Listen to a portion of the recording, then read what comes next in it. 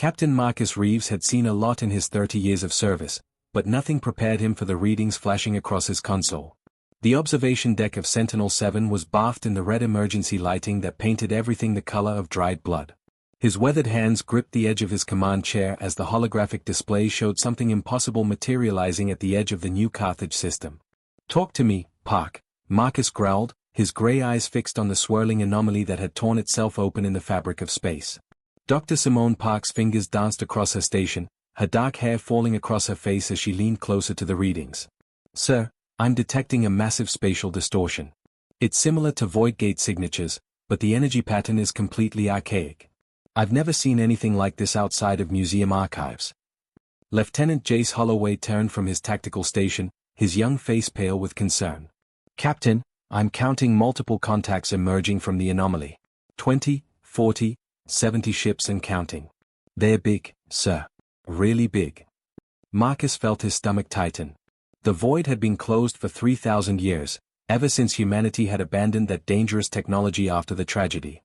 His grandmother had been among the millions who vanished when the first colonial fleet disappeared into that hungry darkness. Now something was coming back out. "Sound General alert. Get me Fleet Admiral Cross on priority channel," Marcus ordered, his voice steady despite the ice forming in his veins. "Holloway, what's their trajectory?" "Sir, they're heading directly toward New Carthage. ETA to colony orbit is 4 hours at current speed." Jace's hands trembled slightly as he worked. "Captain, their hulls, the design is ancient. Pre-modern era. But their power signatures are massive." The view screen flickered to life, showing Admiral Victoria Cross. Her silver hair was pulled back sharply, and her dark eyes held the weight of protecting 12 billion souls across 50 colony worlds. "Reeves, tell me what I'm looking at." "Unknown fleet, Admiral. 73 vessels and counting, emerging from what appears to be a void anomaly. They're heading straight for New Carthage." Marcus pulled up the tactical display. I don't like this. Nothing has come out of the void in millennia. If this is hostile, then we respond with appropriate force," Victoria interrupted, her voice like steel. "Activate defensive protocols. I'm scrambling the 3rd and 7th battle groups to your location. Do not let them reach New Carthage until we know what we're dealing with." Dr. Park suddenly gasped. "Captain, I'm picking up broadcast signals from the fleet. They're trying to communicate, but the protocols are completely outdated. It's like they're speaking a dead language. Can you translate?" Marcus leaned forward. "I'm trying, but our systems barely recognize the encoding." "Wait. I'm getting fragments. They're broadcasting identification codes, but they don't match anything in our current registry." Simone's eyes widened. "Sir, these codes are format consistent with early colonial era transmissions. 4,000 years old." Marcus felt his blood run cold. 4,000 years. The same time frame as the lost colonial fleet. His grandmother's fleet. "Impossible," he whispered. "Captain, they're accelerating," Jace called out. "Defensive stations are reporting automated targeting systems are activating. The AI protocols classify them as unknown hostiles." "Override those systems," Marcus commanded. "We're not firing until..."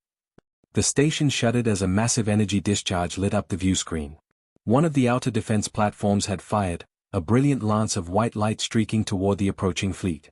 Marcus watched in horror as the beam struck the lead vessel, tearing through its shields with terrifying efficiency. The ancient ship's hull buckled, atmosphere venting into space like blood from a wound. "Who gave that order?" Marcus roared. "No one, sir," Jace replied, his voice tight with panic. "It was automated. The defense grid identified them as hostile and engaged."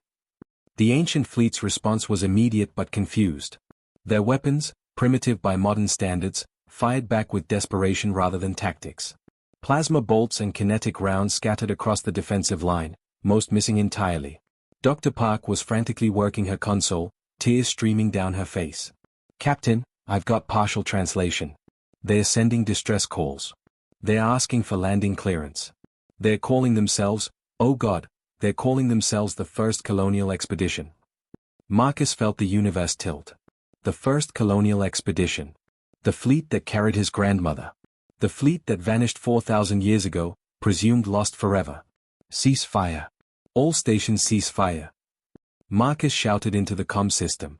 But across the defensive network, More automated systems were coming online, their ancient programming unable to recognize friends from foes.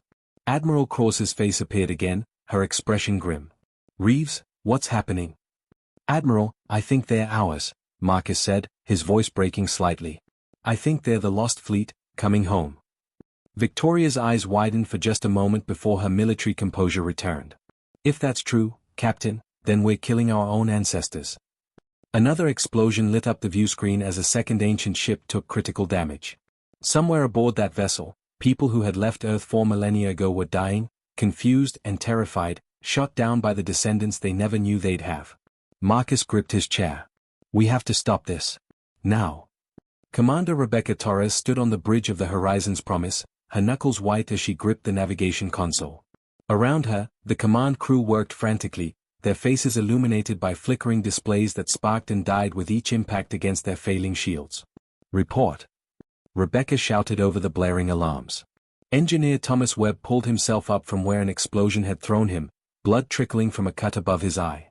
"Commander, forward shields are down to 18%. Hull breaches on decks 7 through 12. We're venting atmosphere faster than we can seal it." His voice cracked with confusion and fear. "I don't understand. We sent the identification codes. Why are they shooting at us?" Rebecca's mind raced. They had emerged from the Void Gate only 20 minutes ago, expecting to find Earth's colonial authority waiting to guide them to their new home. Instead, they were being torn apart by weapons technology that shouldn't exist. The defense platforms firing at them used energy signatures beyond anything in their databases. "Keep broadcasting on all Earth frequencies," Rebecca ordered. "Tell them who we are. Tell them we're colonists from Earth, mission designation Alpha 73. Her communications officer, a young woman named Patricia Moss, looked up with tears in her eyes. They're not responding to any of our channels. It's like they can't even hear us. Or they don't want to." Another massive impact rocked the ship. Through the viewport, Rebecca watched in horror as the New Dawn, one of their sister ships, exploded in a brilliant flash of light. 3,000 souls, families she had shared meals with just hours ago from their perspective, were gone in an instant. "This isn't right," Thomas said, staring at the tactical display. "Commander, look at those defense platforms. That technology, it's centuries beyond what Earth had when we left. The power output alone is impossible." Rebecca felt ice forming in her stomach. "How long were we in the void?" "Our chronometers say 47 minutes, Thomas replied, then hesitated. "But that can't be right. Can it?" Before Rebecca could answer, another voice cut through the chaos. Colonel James Rutherford appeared on their communication screen, his face hard and suspicious. He was aboard one of the massive warships that had appeared to intercept them, vessels that made their colony ships look like ancient sailing boats facing modern destroyers. "Unknown vessels, you are in violation of Terran Defense Zone protocols. Power down your weapons and prepare to be boarded, or we will be forced to destroy you." His tone was clipped, military, and utterly without recognition. "Terran Defense." Rebecca repeated, confused. "Colonel, this is Commander Rebecca Torres of the 1st Colonial Expedition, Earth Authority Mission Alpha 73. We're colonists, not hostiles. We launched from Earth 6 months ago. Why are you attacking us?" Rutherford's expression didn't change. "There is no record of any colonial expedition. Your vessel designs are unregistered. Your identification codes are not in our system. You will comply or be destroyed." "6 months ago?" Thomas whispered beside her. "Commander, what if the void didn't just move us through space? What if it moved us through time?" The thought was so absurd that Rebecca almost laughed. But looking at the impossible technology arrayed against them, at the complete lack of recognition in the colonel's eyes, she felt certainty settling like lead in her chest. "How long?" she asked quietly. "How long has it been?"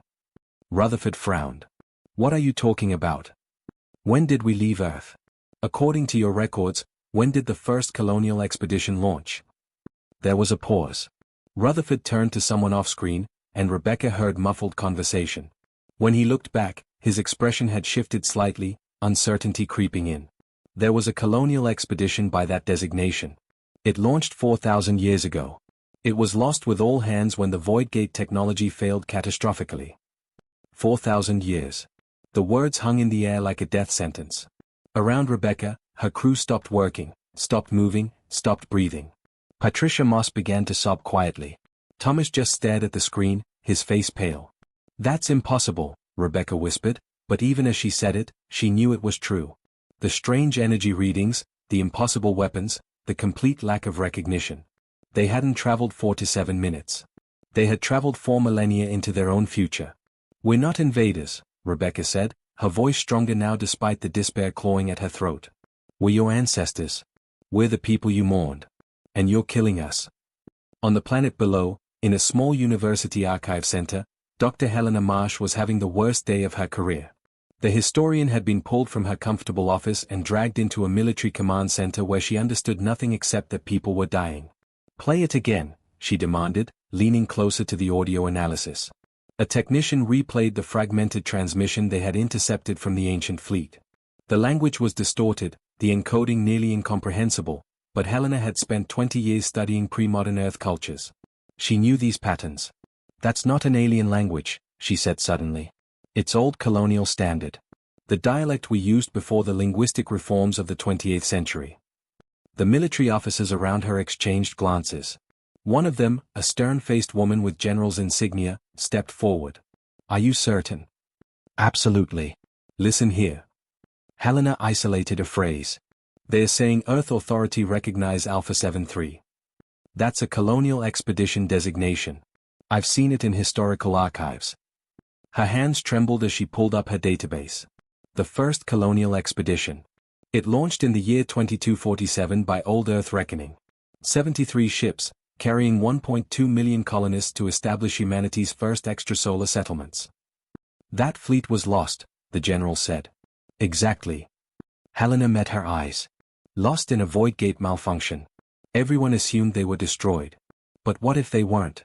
What if they were just displaced?" Another explosion rattled the command center as the battle intensified in orbit. Helena watched the tactical display with growing horror.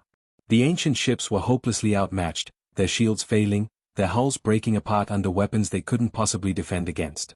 "You have to stop this," Helena pleaded. "Those people up there, they left Earth 4,000 years ago. From their perspective, they've been gone less than an hour. They're trying to come home, and we're murdering them." The general reached for her communicator. "Get me Admiral Cross immediately." Aboard the Horizon's Promise, Rebecca made a decision. If they were going to die, they would die trying to reach someone, anyone, who would listen. "Patricia, open a channel on the oldest Earth frequency we have. The emergency band from the original homeworld." That frequency has been obsolete for thousands of years." "Do it anyway." Patricia's fingers flew across her console. "Channel open." Rebecca took a deep breath. "This is Commander Rebecca Torres of the colony ship Horizon's Promise to anyone who remembers Earth. To anyone who still knows the old songs, the old stories, the old promises we made when we left home. We are the first colonial expedition. We are your grandparents, 1,000 generations removed. We are lost, we are frightened, and we are dying. If there is any mercy left in humanity's heart, please, please help us." Her voice broke on the last word. Around her, her crew waited in the flickering emergency lights, hoping against hope that someone out there would hear them. On Sentinel-7, in a small monitoring station that nobody had checked in decades, an ancient receiver sparked to life. It picked up a frequency so old that modern systems had forgotten it existed. And someone was listening. Marcus Reeves burst into Admiral Cross's command center. "I need you to hear something." He played Rebecca's message. Victoria Cross closed her eyes, and for the first time in 30 years of military service, she felt tears on her cheeks. "Cease fire," she ordered. "All forces, cease fire immediately. Those ships are under Terran protection." But even as the order went out, another ancient ship exploded in the darkness. The war between past and present wasn't over yet. The silence that followed Admiral Cross's ceasefire order was more terrifying than the battle had been. Captain Olivia Grant sat in the cockpit of her interceptor, her finger hovering over the weapon's release, watching an ancient colony ship drift helplessly before her. Its hull was torn open, atmosphere crystallizing into ice as it vented into space. She could see tiny figures in the breach, people in primitive spacesuits desperately trying to seal the damage. Her targeting computer still showed it as hostile. One squeeze of the trigger and the threat would be eliminated. But Admiral Cross's voice echoed in her helmet, "Those ships are under Terran protection." "Viper 7 to command," Olivia spoke into her comm, "I have visual on the damaged vessel. They have casualties. They need immediate assistance. Viper 7, you are cleared to provide aid, came the response. Approach slowly. They may still perceive you as hostile. Olivia maneuvered her sleek fighter closer, activating her external speakers. She switched to the ancient frequency they had identified. Colony ship, this is Terran pilot Olivia Grant. I'm here to help. Do not be afraid. Through her canopy, she saw the figures in the breach stop moving. One of them, a young man with blood on his faceplate, stared at her interceptor. His mouth moved, but she couldn't hear him. Then he raised one hand in a gesture that transcended time itself, a wave of desperate hope. Olivia felt something crack in her chest. These weren't invaders. They were refugees from the past, and she had almost killed them. On New Carthage's surface, Ambassador David Chen Okafor stood in the colonial parliament building, facing a room full of terrified politicians and angry military commanders. He was a diplomat, trained in negotiation and cultural sensitivity, but nothing in his career had prepared him for this moment. We need to establish quarantine protocols, one of the ministers was arguing. We don't know what diseases they might be carrying. 4,000 years of biological divergence. They're human, David interrupted, his calm voice cutting through the panic. They're us. And right now, they're dying because we shot them out of the sky. Colonel Rutherford stood at the back of the room, his jaw tight. With respect, Ambassador, we had no way of knowing. They appeared without warning, using technology that hasn't existed for millennia. Our defense protocols. Your defense protocols nearly committed genocide, David said quietly. The room fell silent. Colonel, I understand you were following procedure. But we need to focus on what happens next. We have 73 ships full of people who left Earth yesterday, from their perspective. They've lost friends, family. They're traumatized and confused. How we handle the next few hours will define humanity for the next 4,000 years. On the medical station sanctuary, Dr. Vincent Cross worked frantically to save lives. The injured from both sides of the brief, horrible conflict filled his emergency bay. Modern soldiers with plasma burns lay next to colonists with injuries from hull decompression. The doctor moved between them without distinction, his hands steady despite his exhaustion. Doctor, we have another critical incoming, a nurse called. Ancient colonist, multiple trauma. Vincent looked up as the gurney rushed in. The patient was a young woman, barely 20, her primitive spacesuit torn and her breathing labored. As he began treatment, she grabbed his wrist with surprising strength. Please, she whispered. My sister. She was in Section C7 of the New Dawn. Have you seen her? Please tell me she made it. Vincent's throat tightened. The New Dawn had been completely destroyed. There were no survivors. He had seen the casualty lists, 3,000 names that would never go home. I'm so sorry, he said gently. We're still searching. Right now, let's focus on keeping you alive. The young woman's eyes filled with tears that floated away in the low gravity. We were supposed to start a new world together. That's what they promised us. A fresh start. Vincent held her hand as he worked. You'll have that start. I promise you. Just hold on.